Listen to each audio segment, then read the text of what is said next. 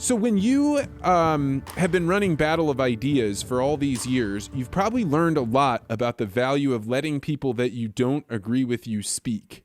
So as you think about the tech companies shutting down ideas or what was that? Parler. Yeah, Parler getting knocked out. Like, what's your take on this? Well, I just think I mean, it so obviously fuels conspiratorial thinking. I mean, it is censorship. Of course, everybody will say, well, they're just private companies. They're entitled to decide who uses them and what basis on which they're used.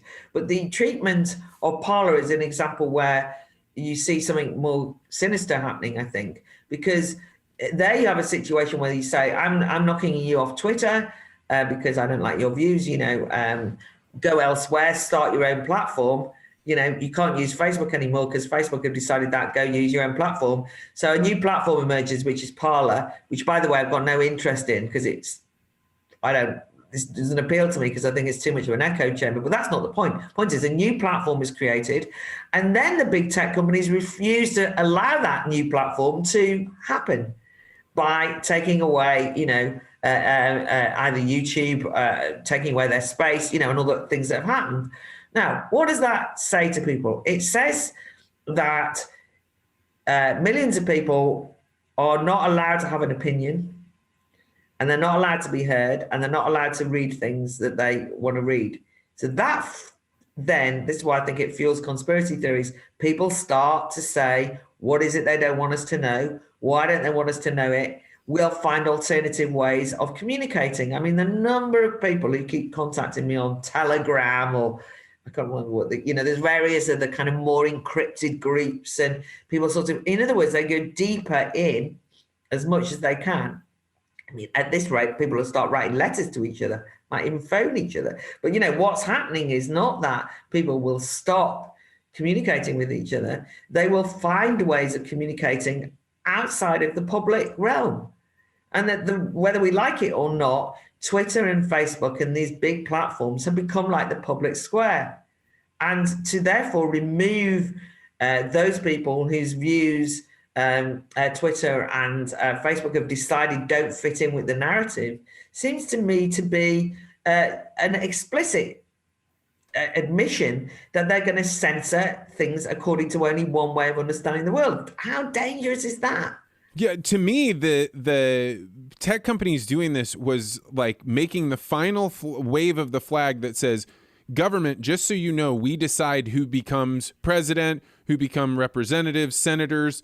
And so they have no choice now but to grab control of it. I don't want that. I don't want more legislation or regulation or tell them who they can and can't do. I don't want people to be told they have to bake cakes that they don't have to bake. Like, I want as little interaction as possible. But if you're a sitting government and the guy over there has the power to make it so you are cut off from the world even seeing you exist, you got to grab control of that because it's a threat to your sovereignty. Well, that's the irony, isn't it? That in this instance, the governments are using big tech in many instances. So in the UK, both the Conservative Party and the opposition, the Labour Party, are calling on big tech to censor misinformation about the virus and about the pandemic. So they're empowering them to censor. And we're about to have a piece of legislation in the UK called the Online Harms Bill, which again is all about threatening big tech that they must censor certain types of things or they'll be irresponsible. Now, originally, those big tech companies said, we're not publishers. Why should we do that, right? We just, we just, people, it's a free speech space, they used to say, until fairly recently. So the irony of it is that governments have given big tech the authority to decide what is misinformation, what is dangerous ideas, and encourage them to do it around things like hate speech, which is an ambivalent, subjective term, but then now more recently around misinformation around the coronavirus.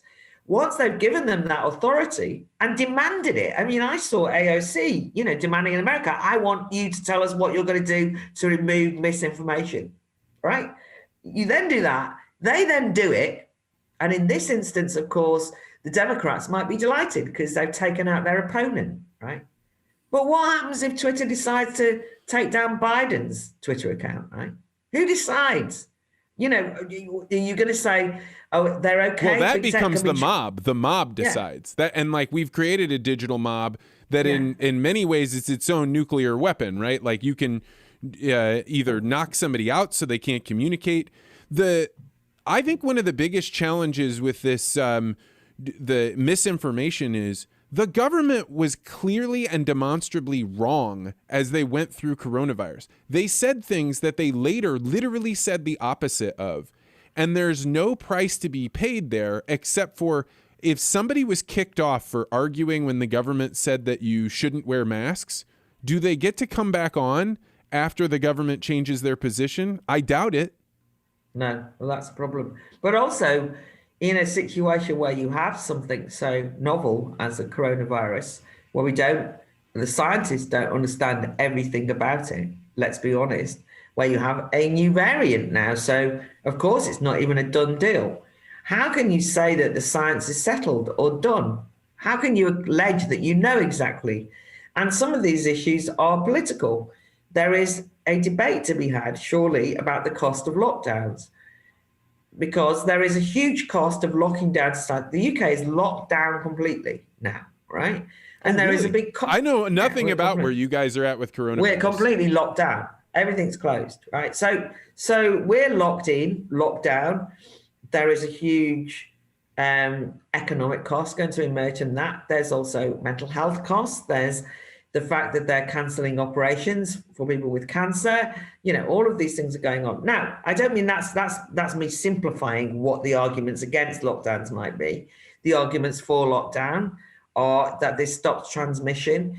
It's the only thing that can really halt a fastly contagious new variant that's spreading throughout the UK. There's arguments about whether you should do that or not. But there should be arguments, right? These are discussions because there's huge pros and cons to both sides. However, if you challenge the lockdown, you're sent to be an anti-science, COVID denier. The word denier purposefully deployed, to put you in the camp of kind of some fascist lunatic. Anti-science, of course, because, that means that you're irrational and unscientific. People lump together, people like me, who are quite critical of the government's lockdown strategies because they won't do a balance, they won't do a kind of balancing harms, balancing risks assessment. They won't be honest and open, I don't think, on that. And people will say, oh, you're just fueling QAnon conspiracy theories. Like, what? But they can demonize you by putting you all in the same camps. And that, of course, then means that there's no nuance. And you were asking about, the battle of ideas. One of the things that's been a great regret in the last, actually in quite toxic times around Brexit in the UK, but also I think in the US, pretty toxic, divisive discussions around Trump, but even around Black Lives Matter, some of these contentious issues where nuance is just banned. Nuance, what about, what if, can we discuss the complexities of an issue, are completely ruled out of order because you hesitantly say, could this be the issue? And you get immediately called a COVID denier. That kind of forces people into camps. They either feel they can't speak at all, dangerous, because they do speak, although they go elsewhere where you can't see them, and they only speak with people that already agree with them, exactly. Right? When you get into that situation, the only people that you're able to interact with are like, yeah, you know what, you're right. And also this other crazy conspiracy theory. That's exactly what's happening. And that is what's happening. I can see it happening. I can see it happening every day. And that frightens me because it means that the sense of being reasonable, not centrist in a way where you don't have opinions or you're, sitting on the fence or you've got no principle and you change all the time. But just that sense of saying, well, have things, I think things have changed objectively in relation to coronavirus in terms of the new variant in the UK because a lot more people are catching it. But I want to be able to ask questions about that. I want to be able to explore that. What does that mean? Does that mean we do need to have more draconian policies, or are we giving up freedoms forever? Or what's the cost in terms of people's livelihoods? All of these things, yeah. But you can't even have those kind of conversations at the moment. Thanks for checking out this podcast short. If you like this interview, make sure you hit the like and subscribe button and hit that bell so you always get notified about this podcast. And if you're really interested in conversations like this, you may want to consider joining the Articulate Ventures Network. To find out more, go to network.articulate.ventures.